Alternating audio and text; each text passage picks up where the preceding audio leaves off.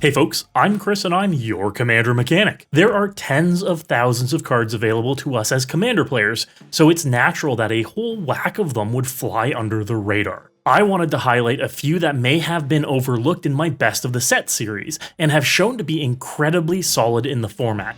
Great utility, more powerful than anticipated, or really solid in the right builds. Before we dig in, I want to remind everyone to check out my affiliate Hairy Tarantula if you want to pick up any of these cards for your decks. Use my promo code CMDR5 for 5% off your first order, and CMDR Mechanic at checkout to help support the channel. Links to their sites are in the description.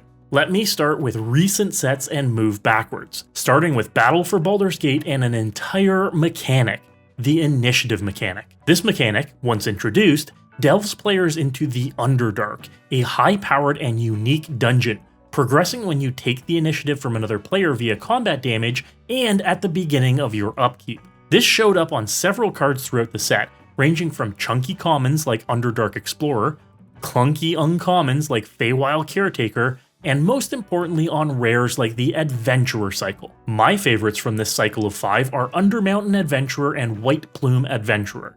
These two, unlike the other 3 in the cycle, do good things without having to actually complete the Underdark or any other dungeon, with Undermountain Adventurer being a double mana dork at a minimum and making 6 mana if you've completed a dungeon, to White Plume Adventurer untapping a creature you control during each other player's untap, or all creatures you control if you've completed a dungeon.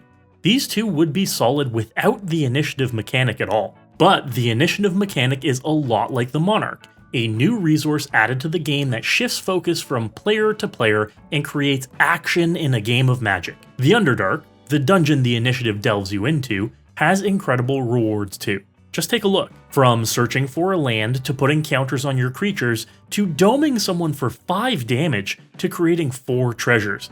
These rewards are, well, rewarding. And if you make it to the last room, you get to free cast a creature, putting counters on it and temporarily granting it hexproof. That's a reward that everyone actively tries for. The whole mechanic is worth adding 1 to 2 cards into your deck to introduce to games, much like the Monarch. Get people swinging at each other, scheming to get the initiative off of someone, or at least paying attention to where it is in the game. Next up is also from Battle for Baldur's Gate. It's a fantastic uncommon black creature in Dusk Mangler. Initially, I had overlooked this horror. At 7 mana for a 5/4, it wasn't turning any heads, especially if you had to sack a creature, discard a card, and pay 4 life on top of that 7 mana. But I had read it wrong. You don't have to do all of that, only one of these downsides. But your opponents do have to do all 3. That's 1 enters the battlefield effect that takes out 3 creatures, 3 cards, and 12 life. Super solid on an uncommon. The 7 mana casting cost is a lot though, unless you're doing what Black loves to do in Reanimation. Cheating this big boy into play, not having to pay the extra costs or the hefty 7 mana value, while blasting opponents' resources? That is a huge value engine that even I wasn't expecting on an uncommon. And he fits perfectly into decks that are looking to put creatures into play for free, like something with an Owlbear Cub, or pulling it back from the graveyard with a Whip of Erebos. It does so much. Even more so in the right deck. Imagine this in a deck with Panharmonicon, or Yarok the Desecrated doubling up on those enter the battlefield triggers. That's 2 creatures, 2 cards, and 8 life from each opponent on enters the battlefield. Absolutely backbreaking. How about in a deck with blink effects like Conjurer's Closet or Teleportation Circle?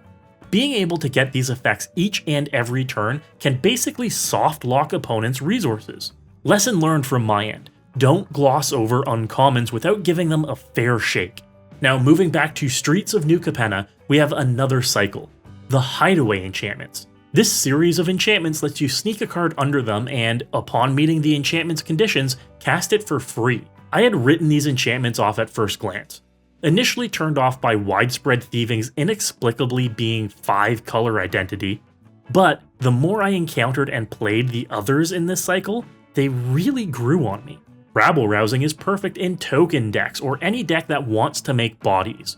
Note that the trigger doesn't care if the attacking creature is a token creature or not, it'll make another token creature. This means starting off with only one creature can get multiplicative each turn. Easy to satisfy the 10 creature conditions for the Hideaway card's free cast. Wiretapping is a little expensive at 5 mana for essentially one extra card each turn, but it is so easy to hit the 9 cards in hand condition in our format that you end up paying 5 mana for whatever you hide away under it. The extra card each turn is gravy. Amazing if you get to tuck an extra turn spell under it too. Cemetery Tampering may be one of my favorites though. At a sleek 3 mana, this enchantment not only has Hideaway, but has the optional ability to mill you for 3 cards in your upkeep. Great for those self-mill decks or decks looking to put flashback cards or reanimation targets, like Duskmangler, into their yards. Then, if you've got 20 or more cards in your graveyard, you get to free cast your Hideaway spell. Best case scenario is a Rise of the Dark Realms or Living Death to get all of those milled creatures back into play. And lastly, there's Fight Rigging. Another 3 mana enchantment. This one puts a +1/+1 counter on a creature you control at the beginning of combat on your turn, meaning it happens the turn you cast the spell. Great value each and every turn. Then if you control a creature with 7 or more power, and by age 30 you should control a creature with 7 or more power, to cast whatever you hit away. An overrun effect maybe? A Craterhoof Behemoth? The options are endless. It could even be a boat. This cycle is a lot better than many, including myself, thought, especially because the benefits last after you've cast the Hideaway spell. Now I did mention self-mill, and there's another hit from Streets of New Capenna for that archetype as well. It's Angel of Suffering. A 5 mana 5/3 flying angel in black on its own is pretty great. It rivals a lot of the demons at that mana cost, except that's not where Angel of Suffering ends. No. She has the important line of text: if damage would be dealt to you, prevent that damage and mill twice that many cards. That's right, as long as you have Angel of Suffering on the battlefield, you prevent all damage dealt to you. Granted, you're going to mill a bunch of cards, but we have ways around that. Like having an Eldrazi Titan in your deck.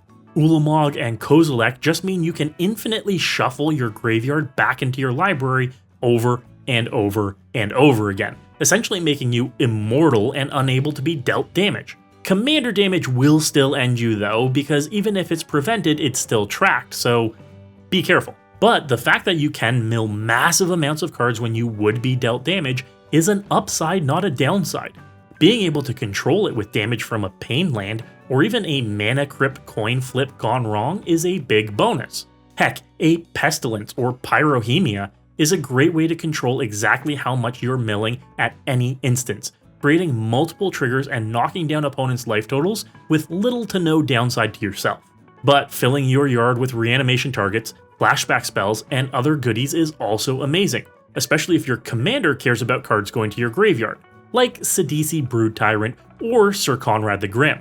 Then the angel is fueling your win condition over and over. And if your reshuffling effects get removed for whatever reason, or end up in your hand, or your graveyard is exiled by a Rest in Peace or a Leyline of the Void, well, not all hope is lost. You could ensure you have a Necropotence in your deck to make sure that you aren't drawing from an empty library. This means you never get any new cards anymore, but you're also now immune to damage, because the prevention effect is still active even if you can't mill cards any longer. I think this is a sweet role player of a card and fits in many decks.